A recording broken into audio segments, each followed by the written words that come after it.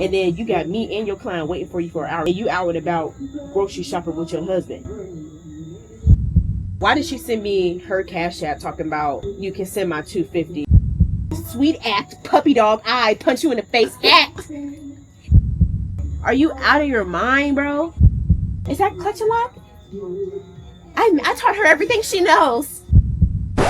I know I owe y'all my Jamaica trip, but this story time is years in the making. So grab y'all wine, water, soda, snacks, garden supplies, and let's get into this Arch Nemesis story time. But first things first.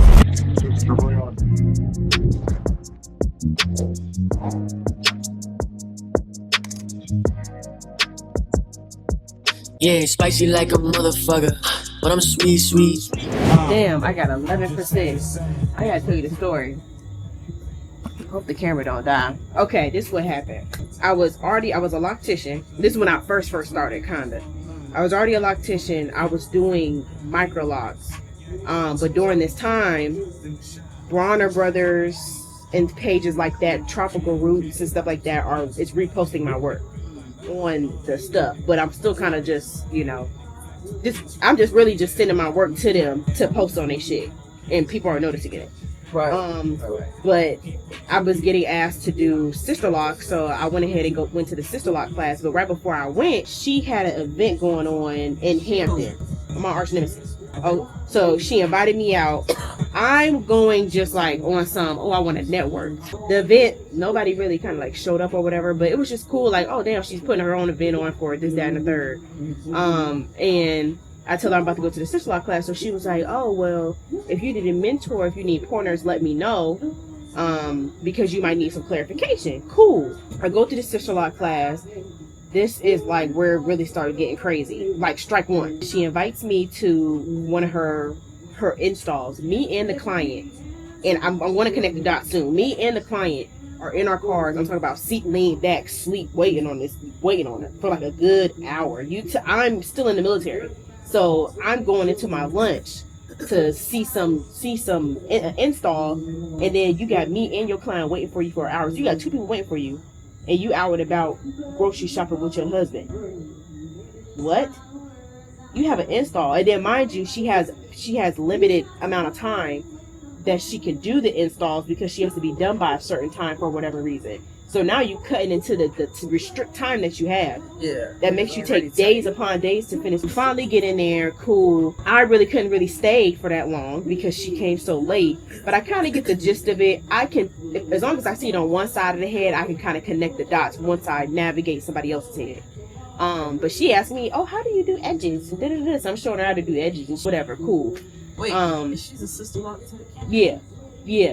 And then you have to keep in mind, a lot of these Sisterlock techs, they have never had anything going on with hair at all. Right. They just go because maybe they was just getting their hair done and they wanted to learn how to do the system because they seeing, oh, I paid $2,100 for this. Let me learn how to learn and know how to do it. Yeah. But they don't really have no knowledge on like the process and shit. I think I came back the next day and I kind of got the gist of it. I had my first install. I had 3 installs lined up before I even get out the class. 3 installs? Oh, the point. So, okay. Yeah, so like once they were like, hey, do you do Sisterlocks? No, but I go to the class and they said, well, your Microlocks are really good. I'm just going to wait on you. So I already had installs ready. Okay. Do my first install. She is nowhere to be found. Like, with help. This lady's hair is like 2 to 3 inches. I'm texting her like, hey, what do I do? This, that, and the third. She's not getting back with me to the point. I just figure it out on my own and then just roll whatever works. And then she comes back with me with the correct answer that I already trialed and errored.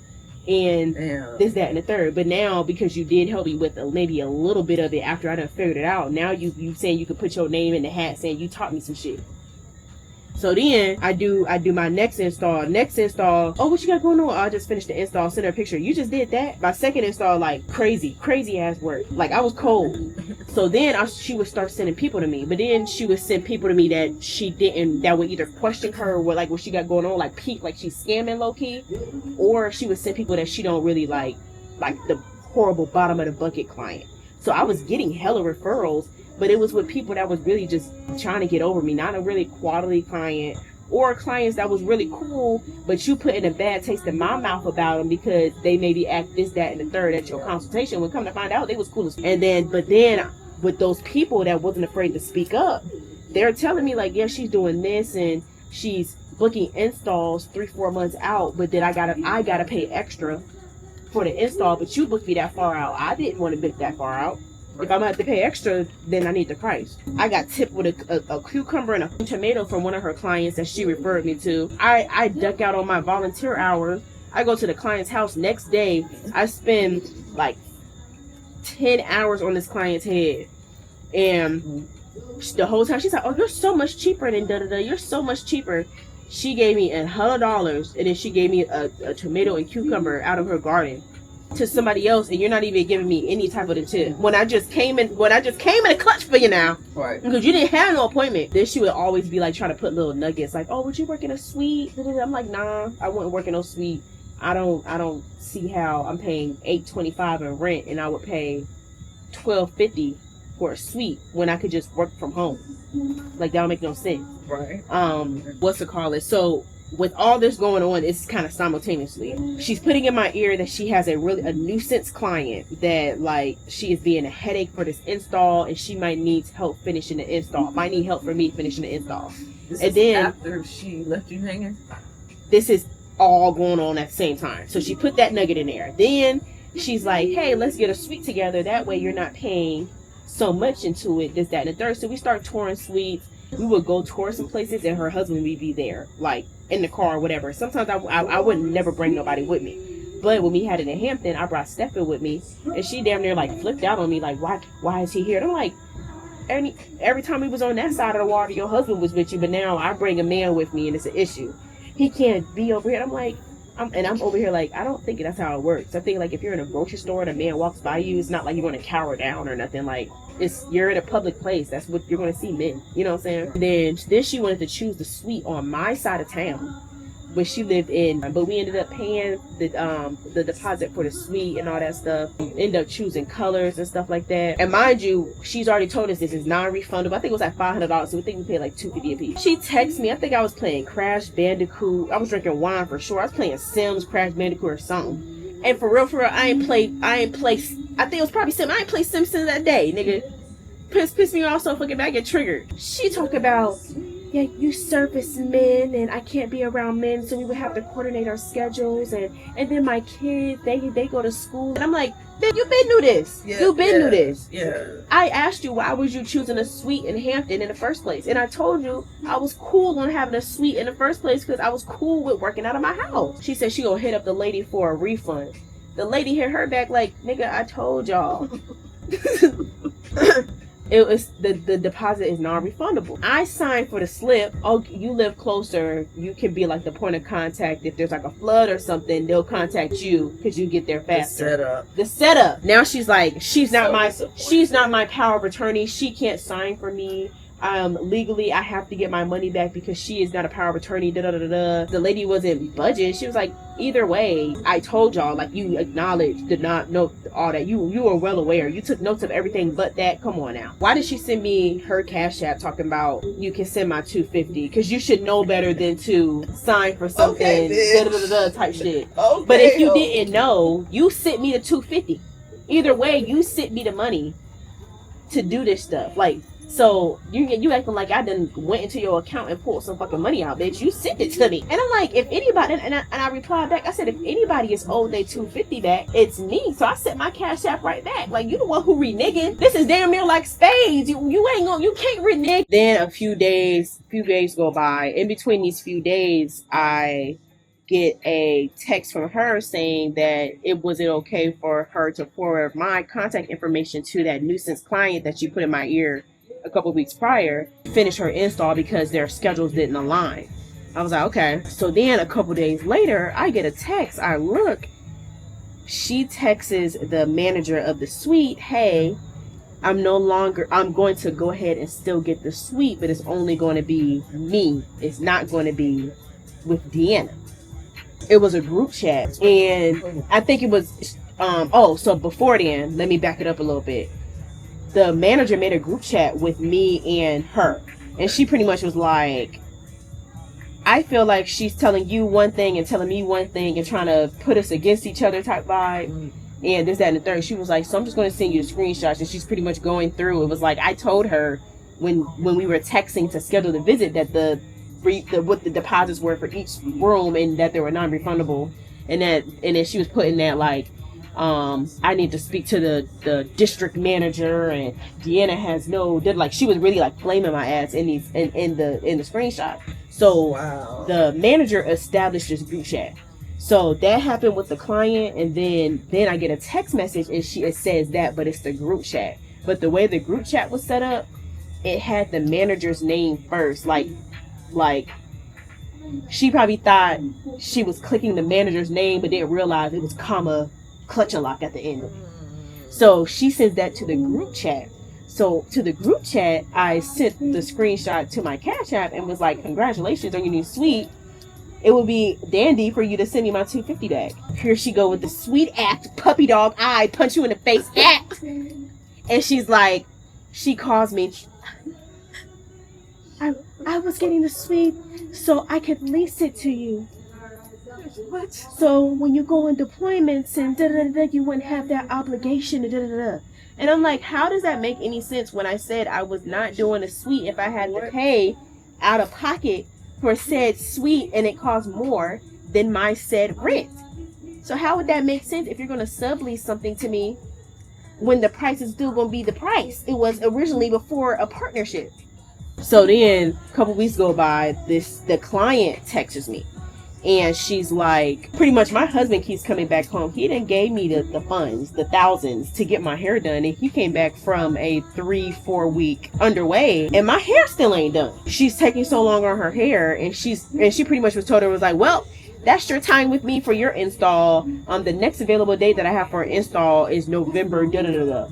This is like August or some, like, not probably the exact months, but some crazy distance, like 3-month distance. And I'm telling you, like, it was like 48% of her hair not done. And that's being generous. She comes for a consultation. So I literally break it down like, okay, it's about 48% of your hair. This is going to be an overnight charge that I got to work overnight after I do my clients, after working in the military full time. No. I'm having you come in at 9-10 o'clock for us to work on your install for the next couple days. Cool. I said I'll message her to get the funds, because it don't make no sense that you paid this money, your hair ain't done, and you got to come out of pocket and pay me. She might as well just send me my cut out her shit. I get no response. She gets no response. I messaged her that morning, hey, I haven't received my payments. I know we're supposed to be finished your install today. I'm not finishing that install without my funds. I'll message her, but I would advise you to get in contact with her. She's calling her all day. She's not answering. She finally answers. She texts me, hey, she said she was going to contact you to sort everything out. Cool. She texts me, talk about, I was hoping due to me mentorshipping you that you could do a solid. Are you out of your mind, bro? And I told her, I was like, bro, you run out of shampoo, I do you a solid. You need a nigga to set up some chairs for an event, and I'm just playing my game. I'll do you a solid. You know what I'm saying? You need a vendor. Yeah. I'll do you a solid. You want me to do damn near half a head with no payment, and I'm booked, and I work active duty military, and I was on the motherfucking ship, and I was like, no. I was like, and first of all, this is your nuisance client. This is your client that you gave up on, pretty much, that you failed, that you don't have the balls to just finish her hair. You want me to finish her hair. She texts the client, says, hey, ClutchNLoc says she will not do your hair. Is that in third? But we're going back and forth. She deleted this. You called this client a nuisance. She's deleting all that, but putting you do your own client's hair. So it looked like to her that I just wonder if you could do me a solid. No, you do your own client's hair. And she was like, yeah, she just texted me and sent me screenshots saying that you said this, that, and the third, but we talked and that doesn't really sound like you. And I was like, do you mind sending me what she sent you? And that's when I seen she deleted everything. I said, oh no, actually, I'll just send you the full thread. Wow. So then I go through from start to finish and sector everything. And she's like, whoa, I'm just going to get a full refund for her. I was like, no. I was like, knowing her, she's going to say that she still needs to be compensated for her time. So she's not going to give you a full refund. She's going to give you a partial because she still did work on your hair. The partial refund was like $350 less than what I asked for. And then she was like, magically, she had an install time available within the next week and a half. So then I told her, I was like, she's going to rush your hair. Didn't even go to her free retie with her. She finished her hair and she called me to do her full retie. Her boxes, it was slanted up. The boxes were huge. Like really played her. She really passed that shit off. Really played her, bro. After that, I never talked to her again. It got to the point where I started blowing up on social media. Her own clients would be swiping and she over her head. Oh, is that ClutchNLoc? I taught her everything she knows. I used to mentor her. And then she fucks them over. And guess what they remember? Oh, man. So then guess who is opening new client slots? And I maybe open up 10 transfer client slots. 7 of them are coming from her. Damn. To the point where I was like, I'm done. I'm not doing transfers no more. Then one of my clients, me and her kind of trauma bonded. Because she was like, the only reason she did my hair is because you just had Halo or whatever. She was a mentee, like working in her shop with her. Why was she taking 50% off every motherfucking client, bro? Like, so if I refer you this client, they come in for a consultation and you do their install, I'm getting even more. So she would purposely, like she did with me, oh, I don't want to do her hair. Yeah, go to my protege. Oh, I'm gonna take 50, 60 from you because I sent you a referral. Then she was like, bro, I was working there. She was like, her kids were so bad. I just set up shop in my own house. She would send her recommendations, and then maybe down the line she would see a picture of the person I referred that person into you, so you owe me 35%. Nigga. Really pimping hoes, bro. Then another client came in. She's telling me, she was like, yeah, my girlfriend, she actually she was trying to get into Sisterlock. She became a mentee under somebody. They was taking 55% from her. I said, I didn't even let her tell me. Talk about. He said, how you know her? like if I could have a billboard saying, bro, don't go to this, I would gladly pay for it.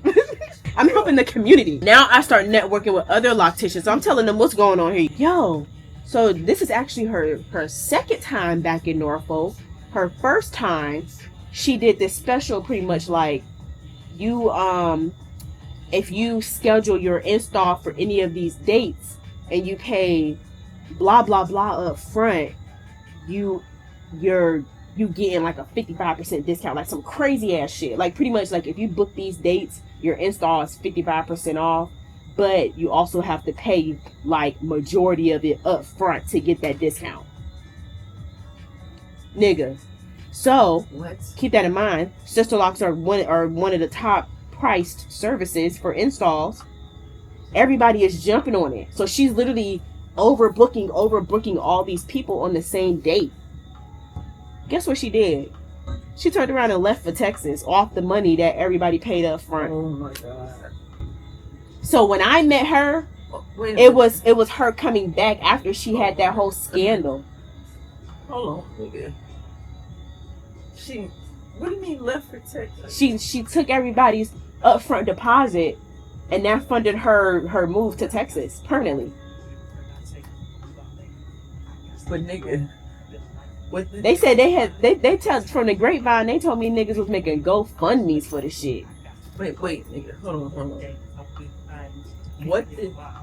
What were people supposed to get in return for these deposits?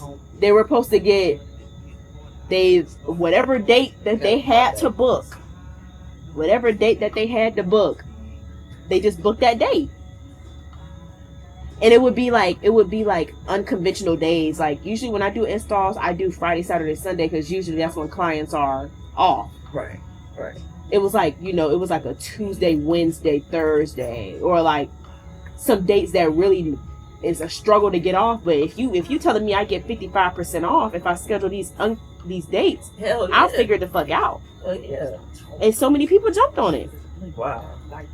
So I met her after she did that. Yeah, pretty much. She didn't overbook nobody. She just penciled them in like, yeah, okay, I'll see you then. And then dipped.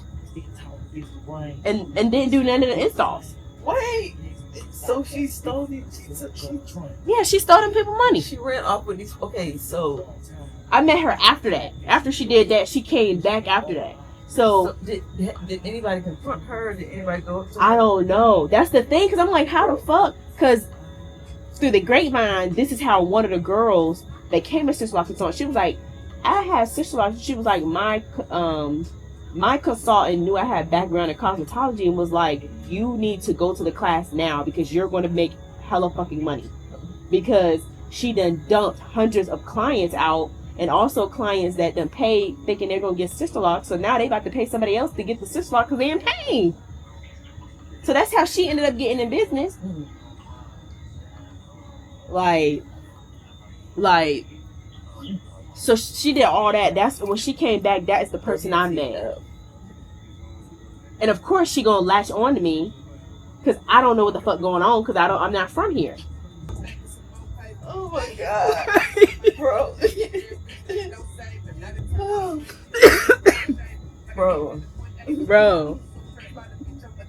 bro, I couldn't believe it.